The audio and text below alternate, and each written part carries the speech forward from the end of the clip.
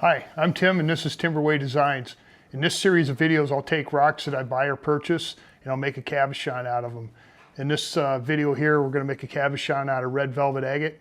Let's make a cabochon. So I got myself a piece of Red Velvet Agate. Actually, I got it as a gift. My son and daughter-in-law got this for me. And actually, they did a pretty good job picking out rocks because I really like to pick out my own rocks, but they didn't do too bad. It was a bigger chunk and I slabbed it up. So let's get it wet and take a look at it. This stuff is really pretty. I've been kind of eyeballing this for a while to make a cab out of. Yeah, that looked pretty nice. So the Mohs on this is 6.5 to 7, but I think anytime you look up Mohs online, it's always going to say 6.5 to 7 for the harder rocks. Now, if anybody don't know what the Mohs scale is, it's a scale for determining the hardness of rock, with a Mohs of 1 being talc and Mohs of 10 being a diamond. So it's 1 through 10. So this is kind of on the upper edge here. So today I am going to make a cab out of a trapezoid here. I thought it'd be a pretty good fit for this one. And I think we're going to go with the bigger one here, this 1.25 inch. I'll put it right on the edge here. I'll get my ultrafine Sharpie. Move this out a little bit more so you can see what I'm doing here. And get it kind of lined up. That looks good there. And get my Sharpie to work. There we go. Okay. So we'll take this down to trim saw and we'll kind of rough this out, and then I'll take it over in the cabber and we'll grind it down to the lines. We'll put a dop stick on it and then make a cab out of it. So if anybody's interested, I make these templates here at home here in my shop. I got, I think, 14 different kinds, and you can see them on my Etsy page. And I thought they're pretty tough and they're plastic. I know they're not see-through, but I figure all of you lapidary people out there are pretty sharp, so you shouldn't have a problem with this. So give it a look if you're interested. So I'm going to take this downstairs and start making a cab out of it. Well, today I thought we'd go big and trim this out on the 10-inch saw. So I'm going to trim around the lines here. Like I said, the closer you trim, the less you got to grind. But like I said, you got to be careful. You don't cut into your line or break something off.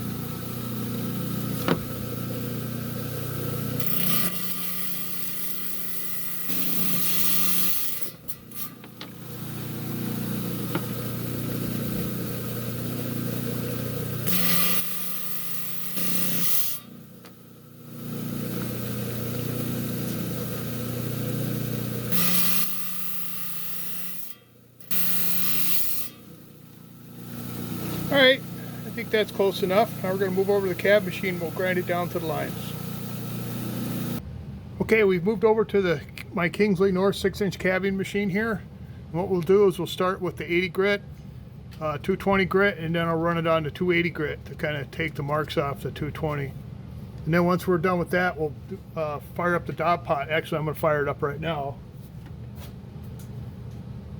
And we'll put a dop stick on it so we can make the cab. So let's get going.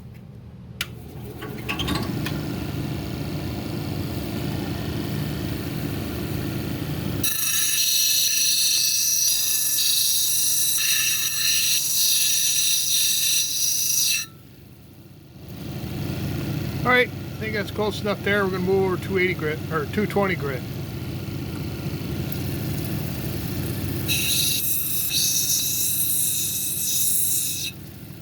Okay, like I say, we're dealing with a radius on this side here, so don't stop on these, especially these hard wheels. This one right here, you'll grind a flat spot in there. You won't be able to get it out with 280 grit.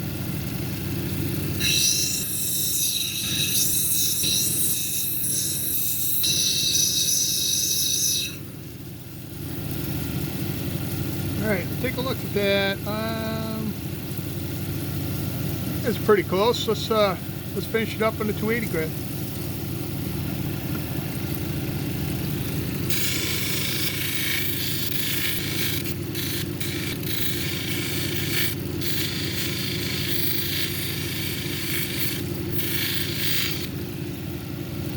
Alright, I think we got her. Kind of curious. So that's 280 grit right there.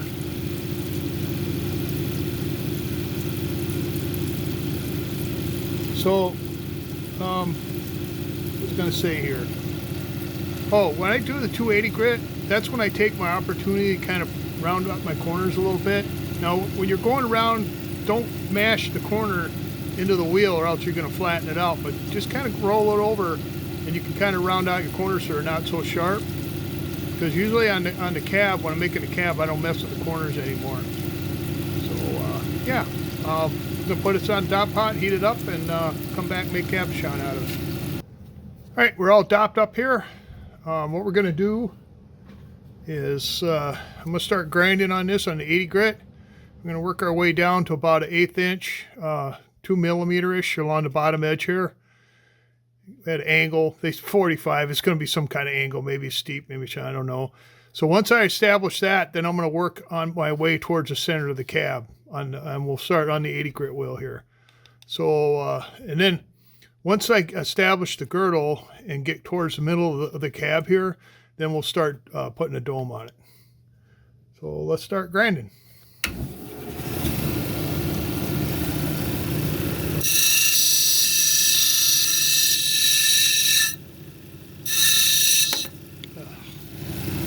All right, get this re-dopped up and we'll start again.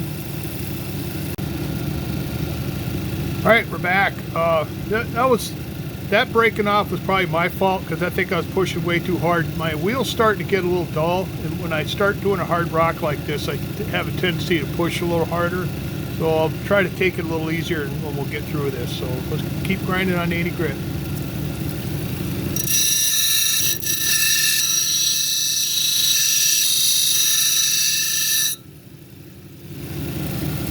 All right, so didn't stop here, but we did establish a girdle here. Let me see if I can get it in the light so you can see right there. You can see the line. And that's that way all the way around. I went ahead and I ground up down to the girdle at an angle. Now I'm grinding this angle away, working my way towards the center of the cab. Now usually I'll get kind of close to the center, then I'll go ahead and start doming it.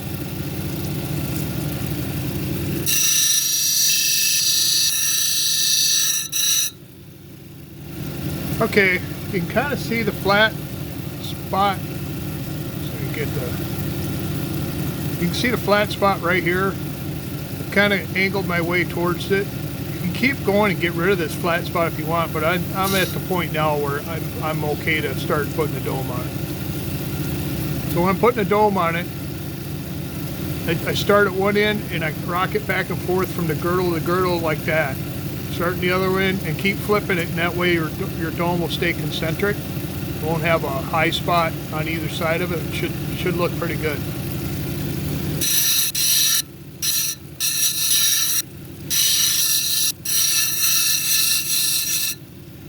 See how we're doing here.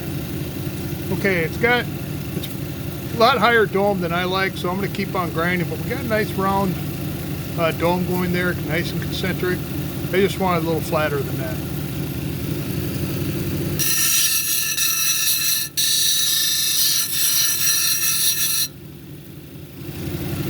Alright, kind of happy with the height there now.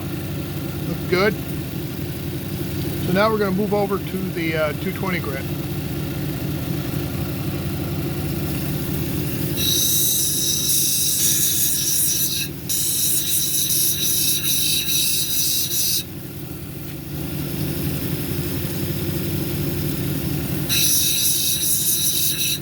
So when you're on the 220 grit, especially with a really hard stone, stay on here a little longer than you feel like you should, because guaranteed if there's any scratches in there that you don't get on here, you will see them on the other end. Alright, now we move over to 280 grit.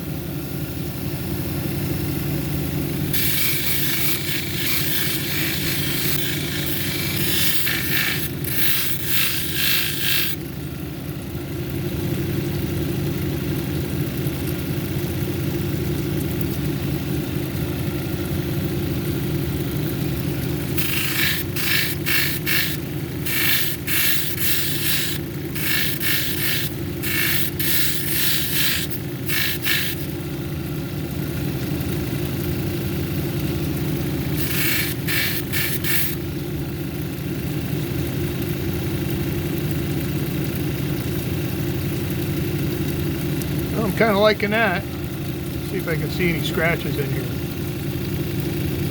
Oh yeah.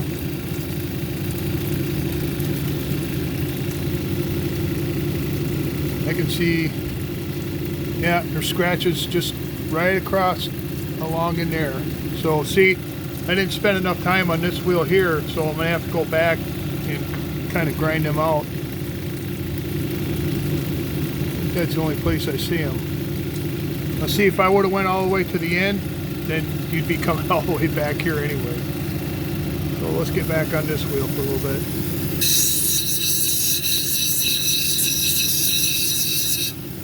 All right, back to the 280.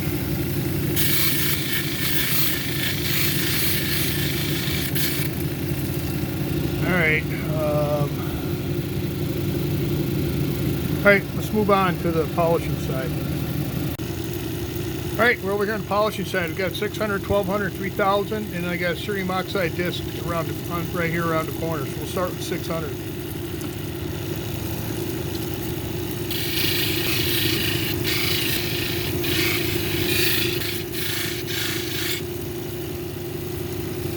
All right, we'll go on to 1200.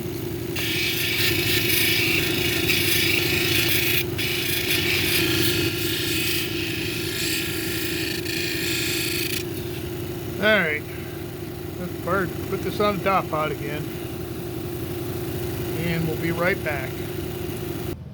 All right, we're back for try number 3, and actually, this thing, look at the shine. This is only on 1200 grit. That is awesome. So I guess working a hard stone does have its benefits. So let's get going here again.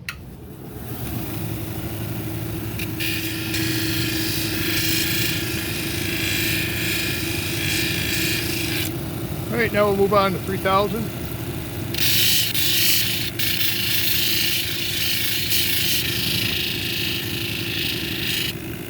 Well, since we've already kind of seen what we had on 1200, let's see what we got on the 3000.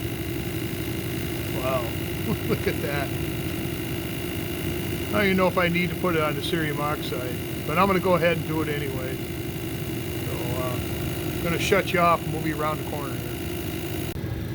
All right, we're on the cerium oxide. This is a disc that's impregnated with cerium oxide that's adhesive. It sticks to a pad on the end of my shaft on the cabber here, and I really like it. It's not messy. You can replace it, and it works really good. And then I have to put a splash shield up because this thing sprays water all over the place. So let's see if we can put just a titch more shine on this thing.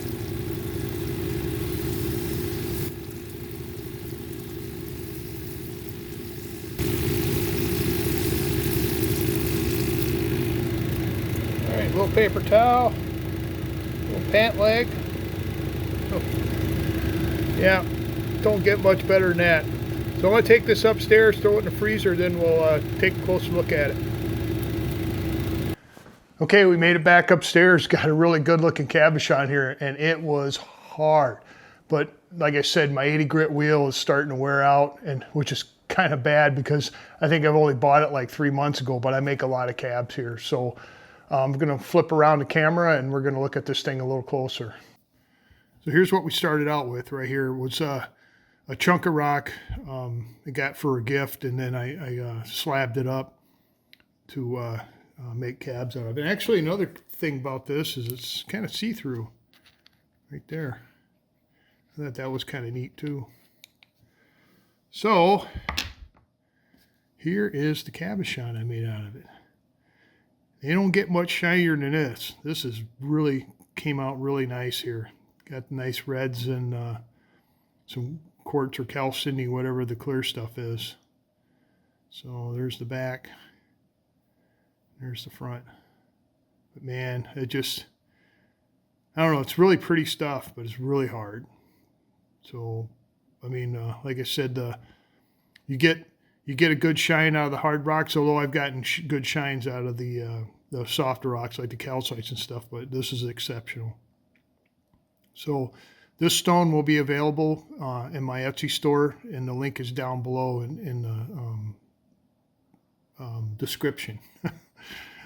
So there it is, Red Velvet Agate. So you got to see me take a piece of this rough slab Red Velvet Agate and make a really pretty cabochon out of it. Really pretty. So next week, I got a piece of zebra marble I bought at the Rock Shed in South Dakota, in Keystone, South Dakota. So we're going to make a cabochon out of this stuff here. I'd like to thank the subscribers out there. Appreciate you coming back and watching the content, and the numbers keep going up.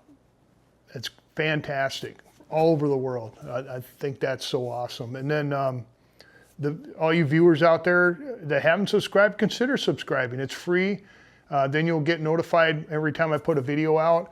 And then slide over, give me a thumbs up, because that gets the analytics out there so more people can find the content. And you can push the bell button, you'll get notifications, and then you can hyperlink it on your mobile device. And YouTube keep coming up with all these little thingies there, but I'm not seeing a lot of results from it.